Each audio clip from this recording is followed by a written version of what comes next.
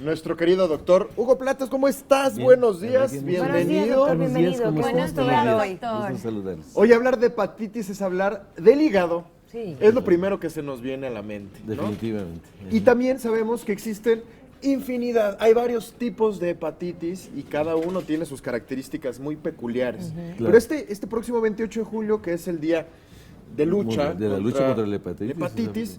Pues están incluidos todos, ¿no? Sí, claro.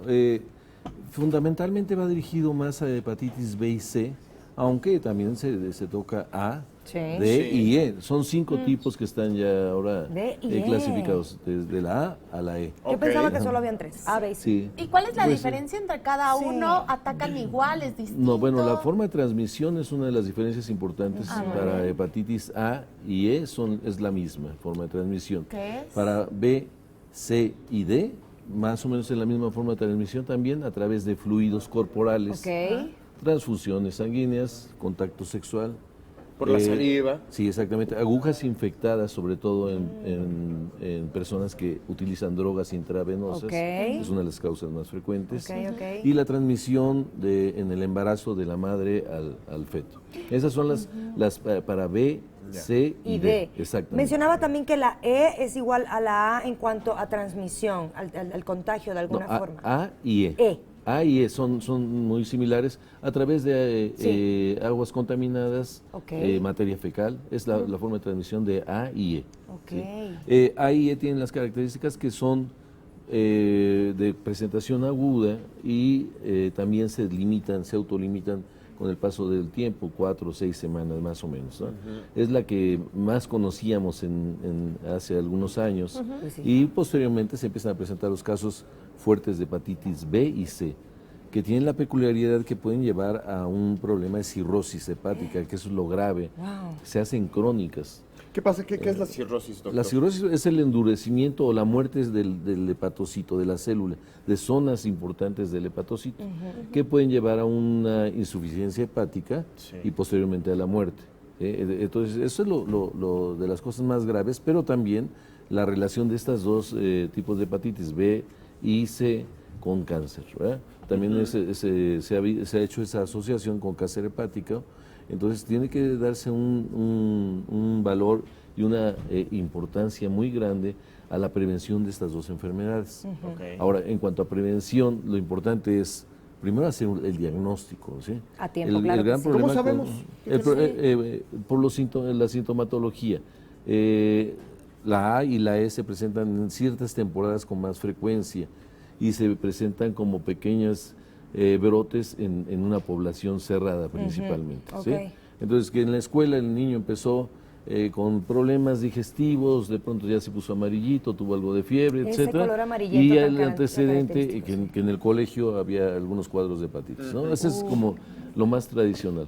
Esa hepatitis, la A y la E, se autolimitan, ¿verdad? Con cuidados generales, no se da tratamiento específico, sino cuidados generales de alimentación, de líquidos, etcétera, y se autolimita y desaparece sin dejar daño en Ok. general. Sí. ¿Por qué la gente se pone amarilla cuando le dé hepatitis? Ya lo comentaba Gabriela y usted Claro. también. Es un color muy característico y se relaciona inmediatamente con esto. Claro. Bueno, hay dos tipos de manifestación en cuanto a ictericia. El ponerse amarillo se llama ictericia. Es la concentración de los pigmentos de bilirrubina en la sangre, ¿sí? Entonces también se vacía la piel y se pone amarillo y también en los anexos, ¿no? Entonces, Sí. en los Ojos ojos, también. es como casi el diagnóstico automático. Lo hacen hasta la mamá lo hace, ¿no? Sí. Se pone amarillo y se pone diagnóstico de hepatitis. Pero no todas las hepatitis dan ictericia. Hay hepatitis que se llaman anictéricas. Y el pigmento se produce en exceso o se concentra en exceso porque el hígado no es capaz de procesarlo. Al estar inflamado no procesa normalmente el pigmento y se va a la piel y a los ojos. Esa es la causa. Ok. Ahora, no todas las hepatitis son ictéricas. Ok. Por ejemplo, hepatitis C y D pueden pasar inadvertidas y el hallazgo es a través de una prueba de sangre que se realiza por un chequeo médico o cuando se va a donar sangre. ¿sí? Yo de pronto digo, yo quiero donar sangre, me hacen una prueba y resulta que no, porque tengo marcadores biológicos de hepatitis C. Pero no hay un Sin síntoma. síntomas, no, sin ¡Qué puede peligro! ese es el problema de la hepatitis C.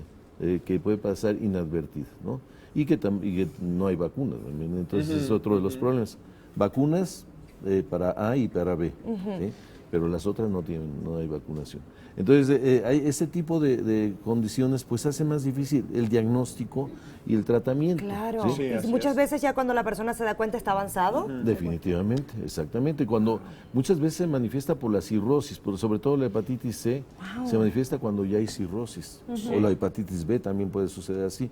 Y cuando se hace la historia clínica se encuentra el antecedente de una transfusión, por ejemplo, ¿sí? O del uso de jeringas contaminadas.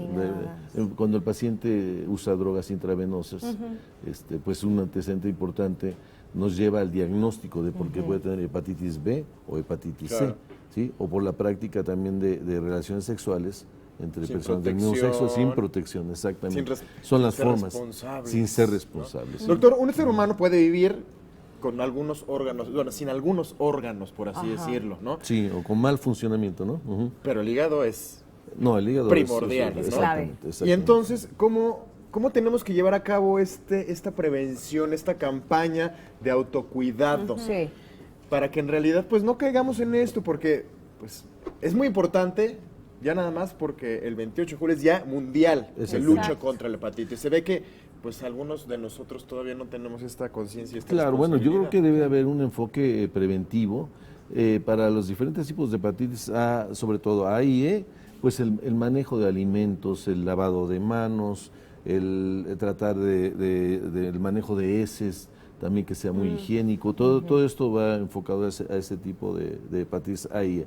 Para hepatitis B, C y D, que es a través de fluidos corporales, también evitar las prácticas riesgosas. Afortunadamente ahora ya en cuestiones de transfusión se hacen pruebas muy estrictas a la sangre del donador, de tal manera que esa causa ha disminuido muchísimo, como ha sucedido en los últimos 20 años, ¿no? Que ya hay un control muy fuerte.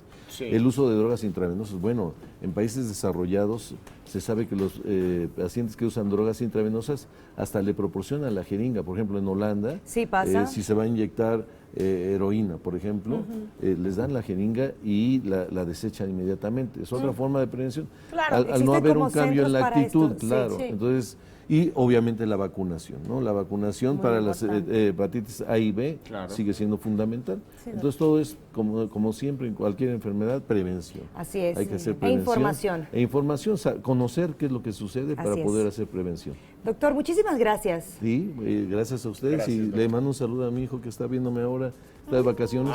Pues qué bueno. Saludos al hijo del doc. Ahí está, muchísimas gracias.